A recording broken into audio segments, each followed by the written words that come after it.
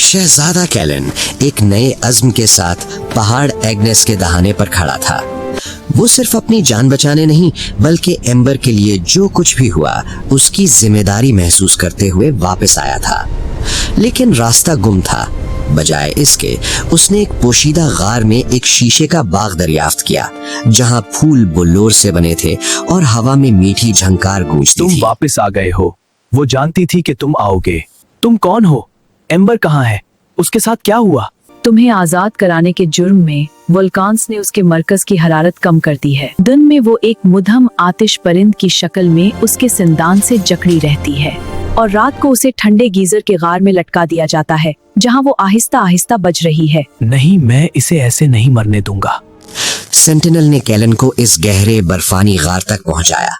नीचे पानी का एक ठंडा चश्मा बुलबुले छोड़ रहा था और उसके दरमियान एक कफस में एम्बर लटकी हुई थी।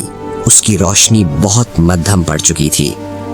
कैलन ने अपनी पूरी हिम्मत जमा की और ठंडे पानी में छलांग लगा दी। कफस तक पहुंचकर उसने जाली को उसके करीब रखा और फिर एक मौजज़ा हुआ। जाली के कोयलों से निकलने वाली नाकाबिले शिकस्त गर्मी ने एम्बर के मरकज को छुआ। एम्बर अपनी पूरी आबोताब के साथ जिंदा हो गई। उसका गुस्सा पूरी गर्मी से वापस आ चुका था। उसने कफस के ताले पिघला दिए। तुम वापस आए। तुम्हारी हिम्मत ने मेरी जिंदगी वापस दी। मैं तुम्हारी मदद करूंगी। 10वें दिन वो दरबारे मलिका में हाजिर थे। देखो तो कोयले वाला खाली हाथ लौट आया है। मुहाफिजो, इसे पकड़ो। रुको, मेरा सबूत यहाँ है। धुएं की बजाय एक आतिशबाजी चमकदार चिंगारियों की बारिश निकली जो हवा में घूमकर एक शक्ल बनाने लगी।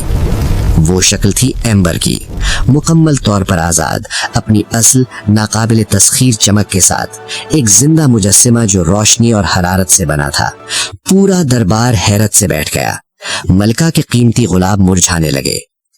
तुमने अपना दावा साबित कर दिया। और इस तरह शहजादा कैलन एम्बर के साथ अपने घर वापस आया। उसकी मौजूदगी ने बर्फानी पहाड़ों को नहीं पिघलाया बल्कि दारुल हिकामत में हमेशा बहार जैसी मोतदिल हवा और नर्म धूप ले आई।